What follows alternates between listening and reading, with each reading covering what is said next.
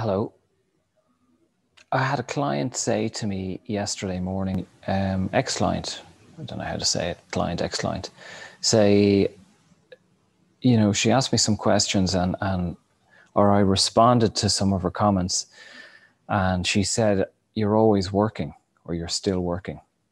And my response to that was, it's not that I'm always working, it's that I'm more conscious in a sense. I'm more conscious than I used to be. My work really is about presence. It's about learning to be here, learning to be on earth. And it's about learning to be on earth, to be present in this place, in this room, to see and feel and allow the frequency of this place to pass through me. And if I work with someone, if I communicate with someone, if I, have dinner with someone, if I eat dinner, to allow that frequency to pass through me, to be more conscious, to be more present with life. That's why we came here. So in the world that I've come from, the state of mind that I've come from of, say, self-help books or retreats or spirituality workshops and all that kind of thing, which I don't do much of really anymore. I'm not going to say never, because I'm being coached by someone at the moment. So that there are things at times that it's good for me to test myself in, and be challenged. But I know that there is a world out there, and I've lived in it, that we're looking for a silver bullet. We're looking to, I'm going to do this course, it's going to save me or heal me or fix me. Then I'm gonna revert to this me that I think I am, but I'm just going to be happier. And it doesn't look like that. So the you that you are maybe now, or the you that you are working through, you won't be that you on the other side of your work. This you has to die. You have to be somebody else if you're going to feel something different. And that is the continual rebirth. That is the continual life-death cycle. It is the ego that wants to somehow stay who I am, remove the problems or pain, and then allow the shit that I want to kind of blossom. It's a bit insane when you think about it, So let me offer you an alternative perspective. Rather than removing the pain, being the person you are now, but with the stuff that you want, or the life that you want, how about this? How about not being the person that you are now, and moving through the pain or the struggles that you have now, and in that process letting go of some of the ideas of who you think you are, or the stuff or the experiences that you think you would like, and allowing yourself to move more in the direction of who you might be.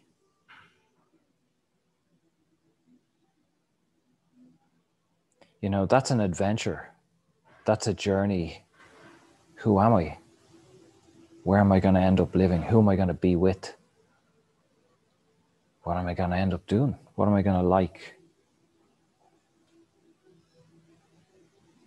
That's an adventure. That's a challenge. There's excitement in that. There's a new world in that.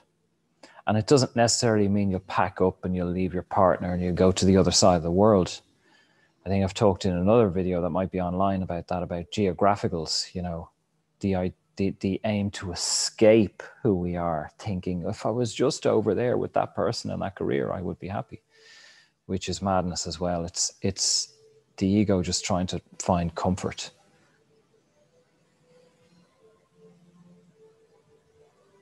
But if we allow who we might be to unfold, in my experience, as we move in that direction, my trust increases in my self with a capital S, my higher self, my trust increases that what's being presented for me is for my highest good. I know that's an old cliche, spiritual cliche that we hear, too many times, so we don't really pay any attention to it. Oh, whatever's being presented for you is for your highest good. Oh, okay. Rub me crystal.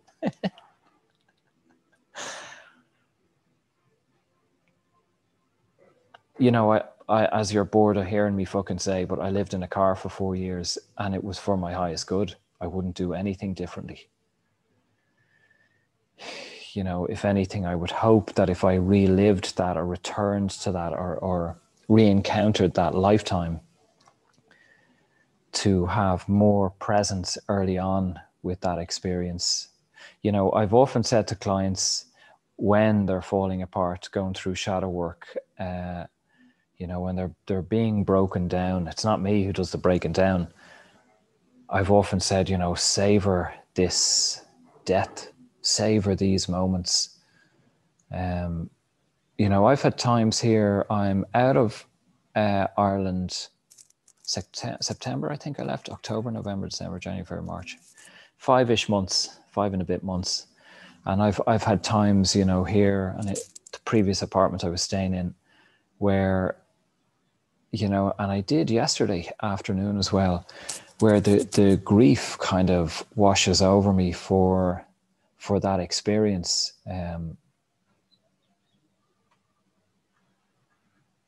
And grateful for it, the hardship of it, and I feel myself, I feel for myself, and the being lost in those moments. But there's many gifts that experience has given me, and one of them is to walk into a shower in the mornings and turn on the tap and have running water and space, to not be in a fucking gym with people all around me and fucking dance music playing, and collecting verrucas and, no privacy for my once a week wash. So to be able to these little things, to be in a bed, and I bring these up at times as well. I reach out in the bed and I feel the sheets, and I think, because I slept in the back of a car, that I was fucking crouched. So your own death, the stripping away maybe of a relationship or of a career that you maybe trained in and maybe spent a lot of money on qualifications and all this. There's grief, I feel. I think that grief, to be honest, is that there's almost or potentially more grief within us than anything else. And right now, I have no idea why I started this video. I've completely forgotten what it was about. But I'm going to keep going and see if it fucking goes somewhere of use, or I might remember my train of thought.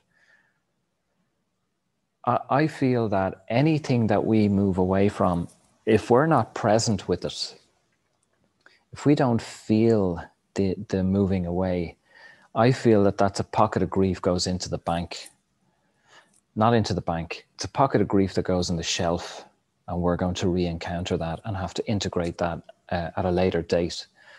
So you've left jobs, you've thrown out clothes, or you've had clothes that you really liked that shrunk in the wash or were lost in the dry cleaners, or you dropped your phone that you just bought and you smashed it, or there's grief attached to a lot of these things.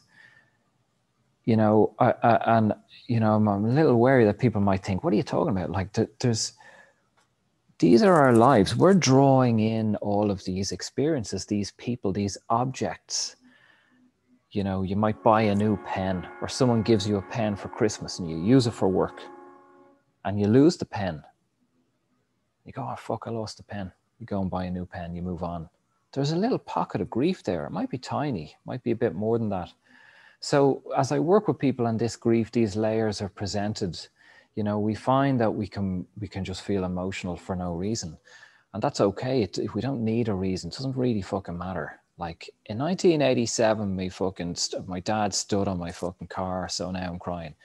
I don't really care if it was 1987 in the car. I care about how I feel, and I care that I'm present with whatever it is that's passing through me. You'll be pleased to hear I've remembered what this video was meant to be about. It's a way of living. You know, we've so much pressure on ourselves to escape our trauma and our pain and our grief, to heal it. Oh, fuck, have I healed it yet? Have I integrated it? Can I now get on with my life? And I thought like that as well. Believe me, I've gone to breath work or ayahuasca ceremonies or whatever else it is I did, you know, or buying self-help books or investing in these things. And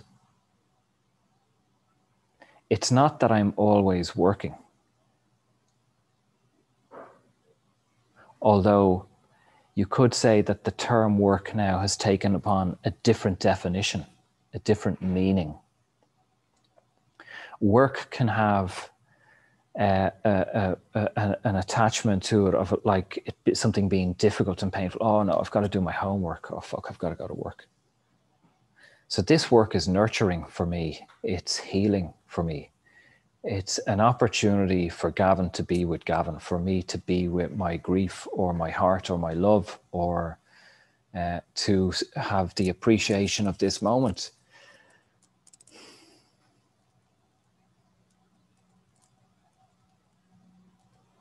The appreciation of having a roof over my head, you know, and seeing a blue sky and seeing sunshine, because there was times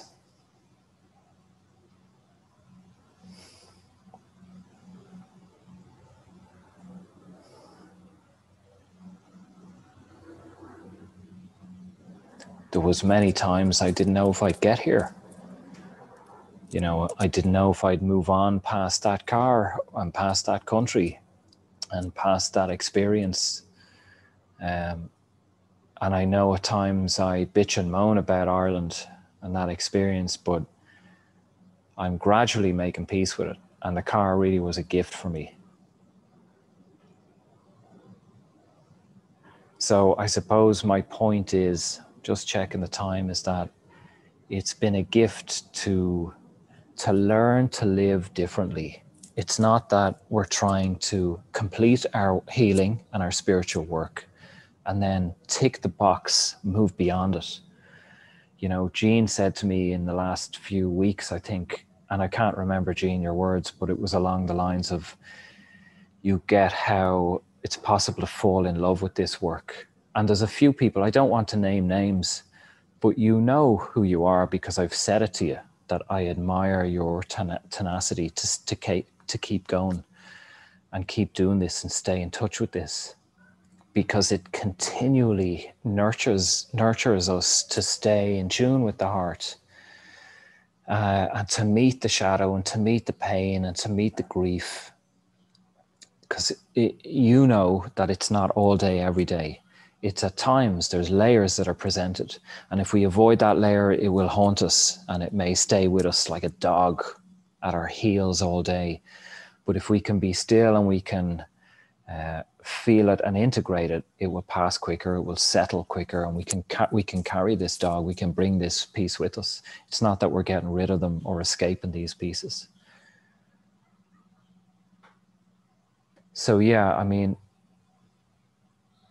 Buddhism has been, I'm not a Buddhist, but Buddhism has been described as a way of life as opposed to a religion. And I suppose the way I live or try to live and the way I try to teach is a way of life, a different way of living. It's to be more in tune with me and more in the flow of life, the harmony of life, of whatever is presented to me, as opposed to battling life, trying to make life look the way my ego wants it to look, my relationships or my apartment or wealth. I didn't manifest intentionally this experience. I didn't have vision boards, or I didn't force this to happen. I made peace with the trauma of the older ways, the older me's, and this evolved. So yeah, just be open to living differently. I think I'm going to run out of time, so I'm going to leave it at that. Thanks for listening.